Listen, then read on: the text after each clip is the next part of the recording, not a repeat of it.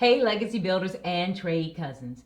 If you follow Learn Hustle Grow on social media, you know that August was a big month for me. We celebrated my birthday, and I personally celebrated for more than a week.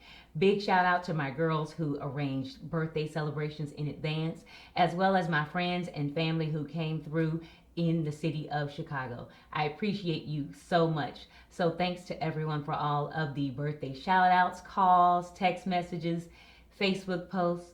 I really felt the love, you guys. So huge thank you. So I had a great time celebrating my birthday in the city of Chicago as well as here in DFW. However, August was not a great trading month for me. So in this video, I'll be sharing my experience as an options trader using what I've learned in the Invest with Teri Trade and Travel course. I am Reshawn Lee, the better half of Rob and Reshawn Lee of Learn, Hustle, Grow. If you have been following our journey, you know that we left our W-2 jobs in late 2018. We spent 2019 traveling the world. We focused on debt paydown and long-term investing in both real estate and the stock market to achieve financial independence. On this channel, you'll find over 200 videos on the topics of money, real estate, and investing. Occasionally, we share our travel experiences.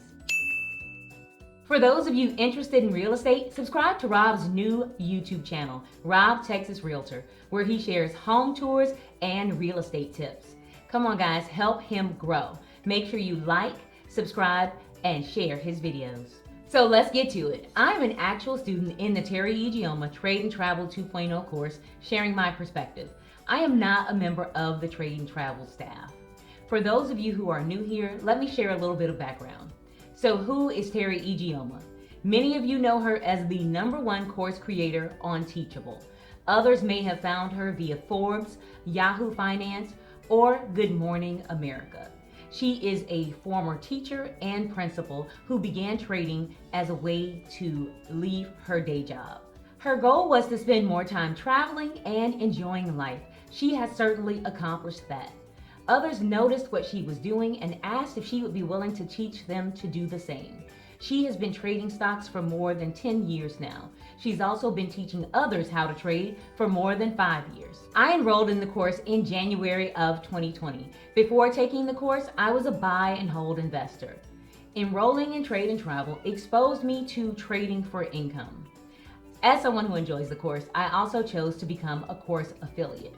I will drop my referral link in the description below. I share my experiences in hopes that it will both inspire and inform. Please like, comment, and share these videos. All right, late last year, Trade and Travel 2.0 was announced. All VIP students were grandfathered into the new course. I took this opportunity to retake the course with a focus on learning to trade options. As of this recording, I've spent the last 5 to 6 months taking the Invest with Teri course focused on the options trading strategy using the IWT method. For those of you who may have missed previous updates, this slide is a recap of what's covered in the course. The first Trade and Travel 2.0 cohort went live in March and lasted approximately 8 weeks. Content is delivered in a drip fashion. In addition to the curriculum, 25 live coaching calls were hosted and recorded in the Mighty Networks community. Coaching calls began with what is a trading plan. The introduction to the stock market module here on the left was made available before group coaching calls began. Make sure to complete this section before your cohort begins. If you decide to take the course, please use the referral link attached to this video. Feel free to drop any questions regarding the curriculum in the comments below. If you've watched our previous trading videos, you know that in 2021, my trading goal was $5,000 a month. My current trading goal is $500 per day. On average, there are approximately 20 trading days in a month. I created this chart to help us visualize what it looks like to achieve a daily trading goal. We need to see our trading profits in the context of real money. Do not despise small beginnings. How much does it take you to replace your income? Do you know how much you currently earn in a single day? If not, take a moment to review your pay stub or calculate your hourly wage. August marks my second full month trading options for income. So I've been taking notes along the way, and next I'm going to share what's working. Holding no more than 3 to 5 positions. This is an opportunity for me to focus and to make sure that I am not over trading. Practicing in the sim. No matter how long I trade, I will always return to the sim when I am practicing on a stock that I've never traded before, or when I am unsure about my odds on the position. Taking profit at the $500 goal. That's the goal that I've set for myself, and I am most comfortable when I take profit at that goal. I am not going to worry about the opportunity to make more money on that individual position when I know that I can move on and make that money elsewhere. Selling the losers. This is an area where I have been challenged in the past. I still struggle with it today. As an optimist, I want to hold those positions until they come back. However, there is no buy and hold strategy when trading options. If you purchase an option and hold it until its expiration, you can lose the total investment that you've made. So that needs to be your risk tolerance if you are unable to exit the trade. However, when I am following the rules and exiting the trades, I use a limit order in order to make sure I get out where I want to, and not a market order, because you will find that you can lose more than you anticipated, or that some of your profits will be eaten up with a market order. Managing the trade. When the market opens in the morning, there's a lot of activity. That can be a good time to take profit on a trade. When the market closes at the end of the day, you may find that that's another opportunity to take profit, just due to the fact that you have either reached your goal, or based on the historical charts or candles, this position could open up in another direction in the next day. So manage the trade at the beginning and the end of the day. Setting high and low alerts. Okay, TradeStation allows you to set individual alerts on each stock that you are following. If you are going to trade when the position is both up and down, then you need to set alerts for both high and low. Initially, I was only setting alerts for the buyer's level. That means that I am more focused on purchasing call options when my goal is to make money in both directions. And if that is the case, I need to set alerts for the higher levels as well, so that I know when to buy puts. Charting daily. No matter what direction the market is moving in, I am charting.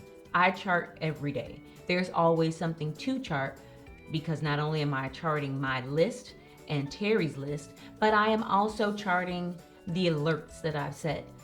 Those alerts that have been triggered, alerts that have expired, the CNBC winners and losers. I am continually focused on practicing my charting. I know that this is a skill that I need to always be focused on improving, so that I make sure this is something that I have an opportunity to do every day, even if it's only for 30 minutes. Listening to music. I find that I am more at ease if I have my headset in and one of my favorite channels on Pandora playing in the background. Some people need total quiet to trade. That's not the case for me. I am actually more focused if I have music playing, and it helps to kind of even me out during the trading day. A maximum cost basis of $5,000. I am not going to invest more than $5,000 in any single options position. In the past, I did a lot of dollar cost averaging.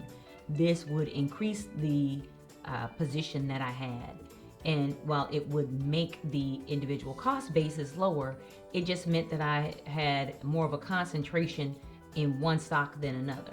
So I have committed to myself that I am not going to do that with my options, and I feel that this has been helpful for me.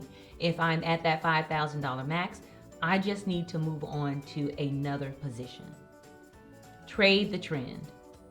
Another area of struggle for me. because as an optimist, I like trading in a bull market.